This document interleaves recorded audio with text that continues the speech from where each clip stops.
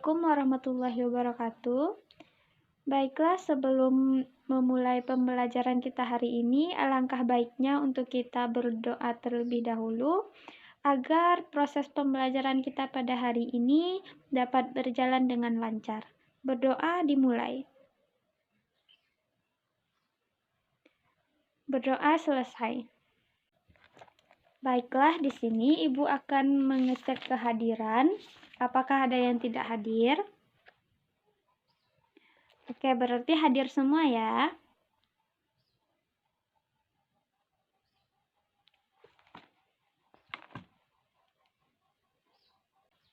Sebelum memulai pembelajaran kali ini, Ibu akan membacakan sebuah puisi.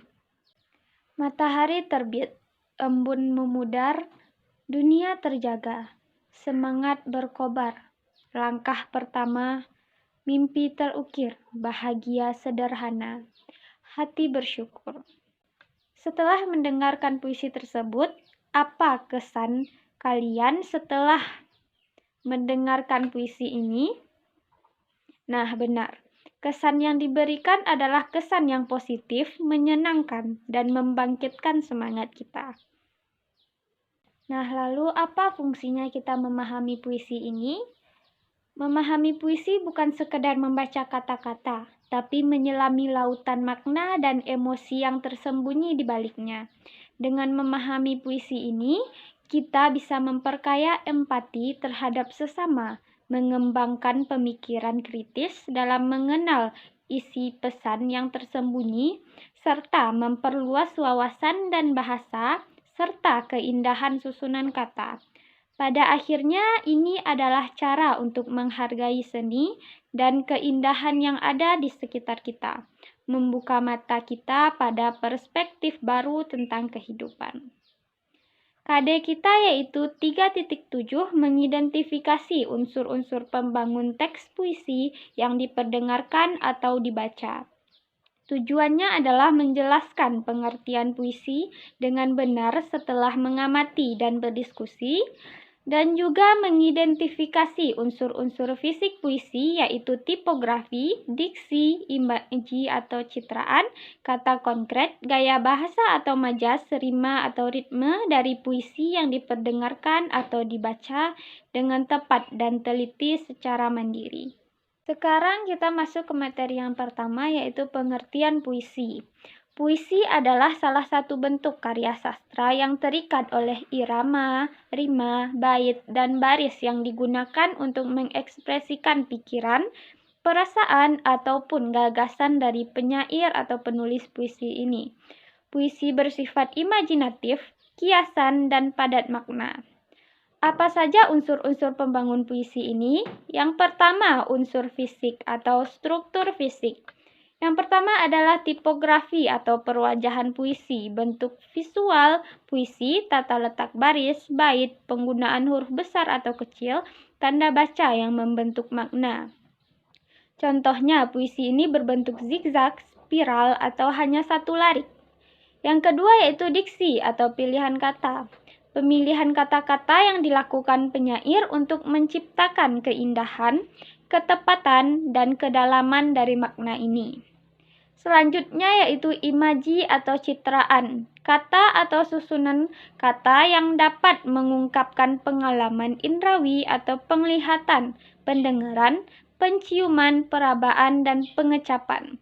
Sehingga pembaca seolah-olah melihat, mendengar, merasakan, mencium, atau mengecap apa yang dialami oleh penyair ini.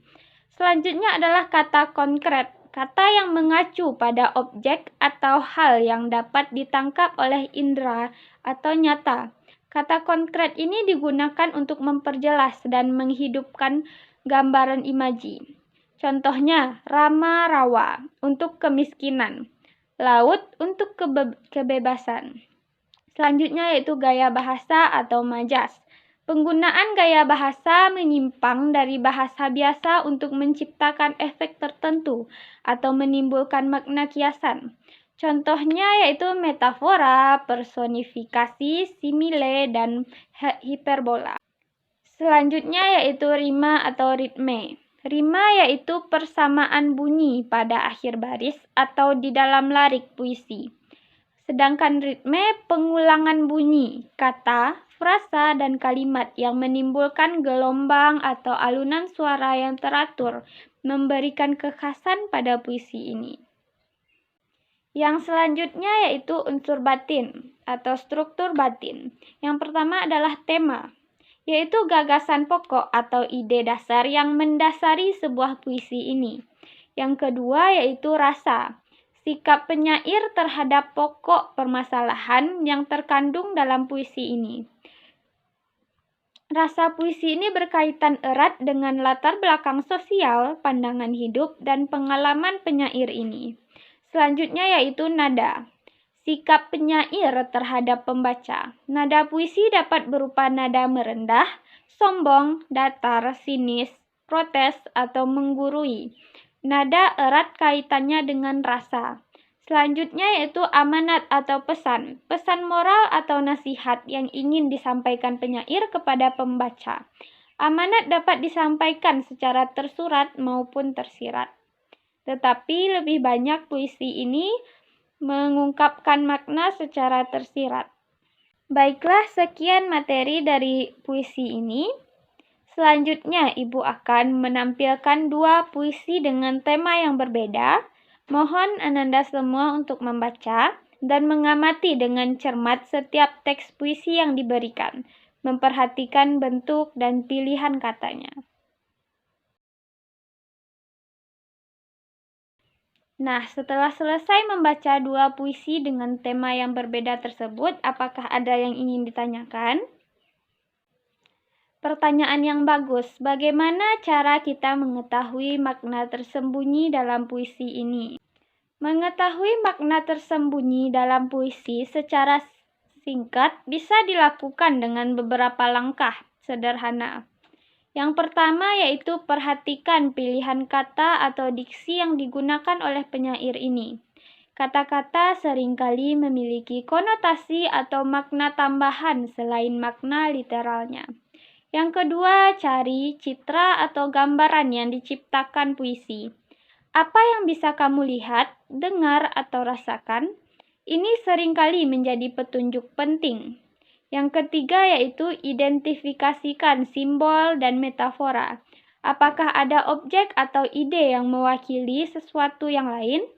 Yang terakhir, pikirkan tentang tema umum atau pesan yang ingin disampaikan penyair. Dengan menggabungkan semua petunjuk ini, kita bisa mulai mengungkapkan lapisan makna yang tersembunyi dalam sebuah puisi ini. Apakah bisa dipahami? Jika tidak ada yang ingin bertanya lagi, Ibu akan memberikan lembar kerja dan silahkan identifikasikan unsur fisik dan batin puisi ini. Dikerjakan secara sendiri-sendiri. Nah, semuanya telah selesai mengerjakan lembar kerja tersebut. Sekarang mari kita periksa bersama-sama, tetapi periksa punya teman, jangan periksa punya sendiri-sendiri dan harap jujur dalam memeriksa.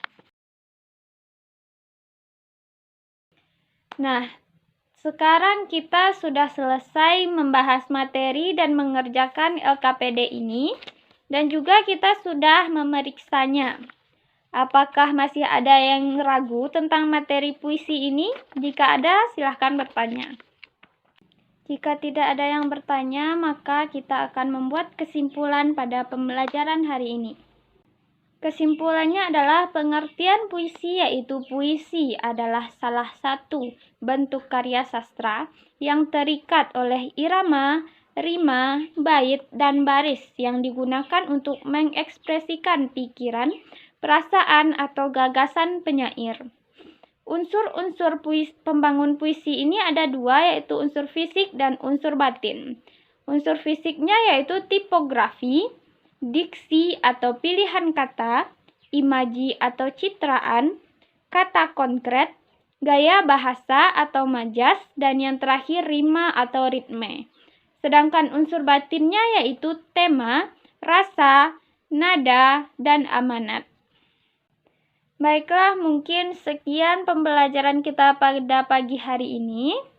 Untuk tugas minggu depan, silahkan cari puisi dengan tema yang berbeda, lalu identifikasikan unsur fisik dan unsur batinnya. Kerjakan pada buku tugas dan harus dikumpulkan pada minggu depan. Harus membuat semuanya ya. Baiklah, sekian pembelajaran kita pada hari ini. Ibu sudahi dengan Assalamualaikum warahmatullahi wabarakatuh.